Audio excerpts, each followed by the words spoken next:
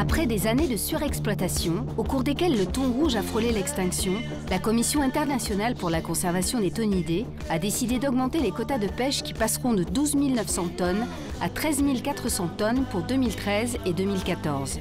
Alors le thon rouge fait-il enfin son grand retour en Méditerranée? Comment les scientifiques justifient cette décision? Qui va bénéficier de l'augmentation des quotas de pêche du thon rouge? Et comment les pêcheurs, artisanaux et industriels, se répartissent-ils les permis de pêche? Basé à Port-la-Nouvelle, Frédéric Reste pratique une petite pêche côtière polyvalente. On ne cible pas en particulier une espèce, on en cible toujours. Dans une journée de pêche, on cible à peu près 3-4 espèces. En plus des espèces ciblées, il y a des poissons de rencontre qu'on appelle, qui se prennent dans nos filets. On en voit beaucoup plus qu'avant. D'ailleurs, quand on voyait un thon, on en parlait pendant un mois. Maintenant, il devient même gênant pour nos filets parce qu'on travaille avec des filets fins et ils passent à travers les mailles. Ils nous font des trous dans les filets. Il est l'un des rares pêcheurs artisanaux à avoir pu bénéficier d'un nouveau permis de pêche au thon rouge pour 2013. Dans le contexte économique actuel de crise de la pêche, le petit revenu du thon rouge ne sera pas du luxe. Cette année, je vais pouvoir pêcher le thon rouge. Voilà, j'aurai un petit quota de 400 kg et ça me suffit amplement. 400 kg de thon rouge à une moyenne de 10 €, ça fait quand même 4 000 €. Il y en a toujours eu du thon, on en a toujours vu, mais jamais si près des côtes et jamais dans des quantités comme actuellement. De retour au port, les pêcheurs débarquent leur pêche du jour.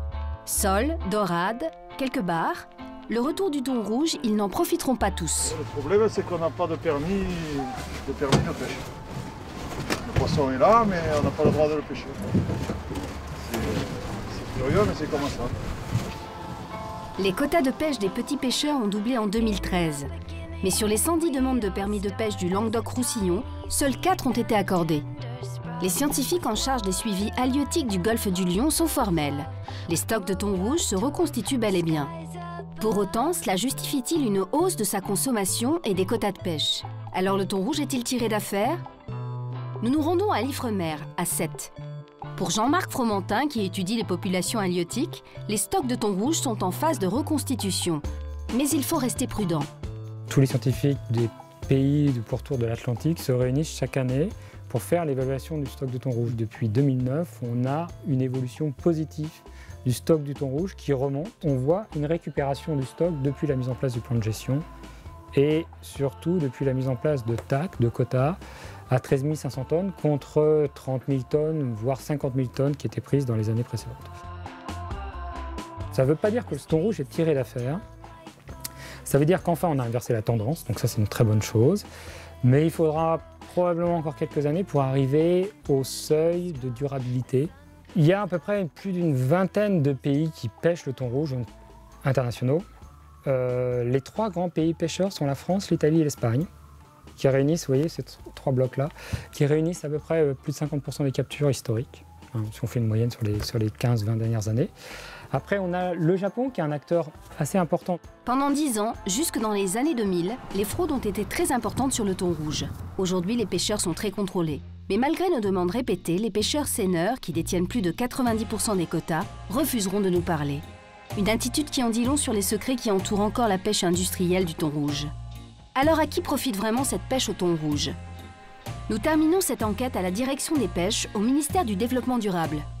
Alors, la répartition du quota français, elle s'effectue sur une base historique. C'est-à-dire qu'il y a une clé de répartition entre les pêcheurs d'Atlantique et les pêcheurs de Méditerranée, d'une part, et au sein des 2 façades, entre les différents métiers. La Méditerranée reçoit 89% du quota français, l'Atlantique 10%, et au sein du quota méditerranéen, eh bien, il y a une répartition historique qui amène à octroyer une part majoritaire du quota aux thoniers seineurs, c'est-à-dire à des navires qui ne font que cette pêcherie-là, et une part plus minoritaire à ce qu'on appelle les petits métiers, donc les ligneurs, les canneurs, qui sont des navires de beaucoup plus petite taille, mais qui sont également des navires polyvalents.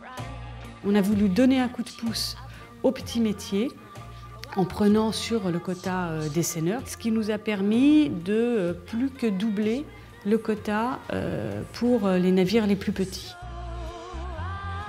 les deux familles sont légitimes à exercer leur activité sur cette pêcherie.